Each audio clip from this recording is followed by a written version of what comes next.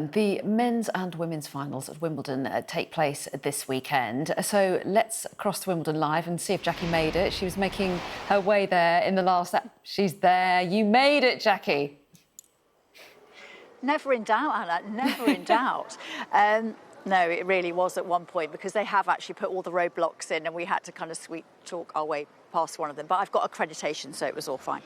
Yes, women's final day today. Amanda Anisimova against Iga Swiatek, a new name on that title. And, you know, my goodness, it's a really interesting final, one that perhaps people didn't predict. Anisimova will be the first American, if she can win it, since Serena Williams to do so in the best part of a decade. She is 12 in the world, so perhaps wasn't at all expected to get to this final. However, very good on grass, very, very strong in the lead up to this, getting to the final at Queen's Club.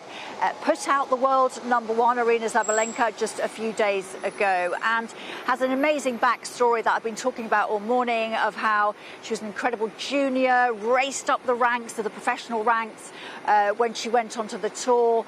Then her father died, who was her coach, and after a while she thought, I'm not enjoying this, I feel burnt out. She took a year out of the sport, had to rebuild from pretty much nothing, and then a year ago tried to qualify for Wimbledon, didn't make it, and here she is 12 months later in the final with an opportunity to become the champion, up against Iga Swiatek, who's never done well on grass particularly. The quarterfinals is the best she's ever done here, and normally it's the clay that she's famous for. Winning Roland Garros 4 times, which is kind of why she's never done well here, because she doesn't really have the headspace, and she's also probably exhausted by the time she gets to Wimbledon. But this year she did win Roland Garros, so she's had time to think about it, and she has thought about it, and here she is in the final. And if she wins, she will be the first Polish player ever to win a Wimbledon title. So whoever wins, they're going to be absolutely delighted. It's going to be quite unexpected. I think we don't know how it's going to go, because the two players, although they're very similar in age, they've never played each other on the main tour. They played as juniors. Swiatek won that, but that was a long time ago, and today is a very different story. Let's hear from them. Iga is such an unbelievable player, and she's also been an inspiration to me. Her work ethic and all of her achievements have been really inspiring. She must be playing great. She also had a great tournament before Wimbledon, so she knows how to play on grass, and with her game style, the surface, fits her. So it's going to be a challenge.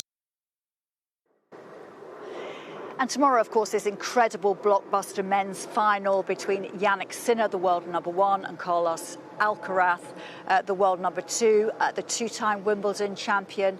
If he could win it 3 in a row, well, only 4 men have ever done that, and he would be in the company of Roger Federer, Bjorn Borg, Pete Sampras, the likes of, really high company. Jannik Sinner, of course, bouncing back, or trying to bounce back from the huge disappointment of losing that French Open final when he had 3 match points against Alcaraz and then didn't win it.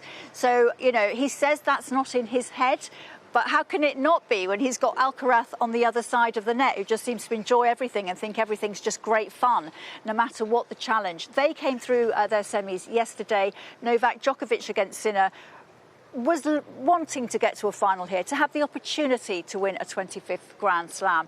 But clearly age is catching up with him at 38, and we have got the 2 young guns at the top of men's tennis in the final. It's the final that everybody wanted to see after what happened at the French, and this is what they had to say about facing each other again.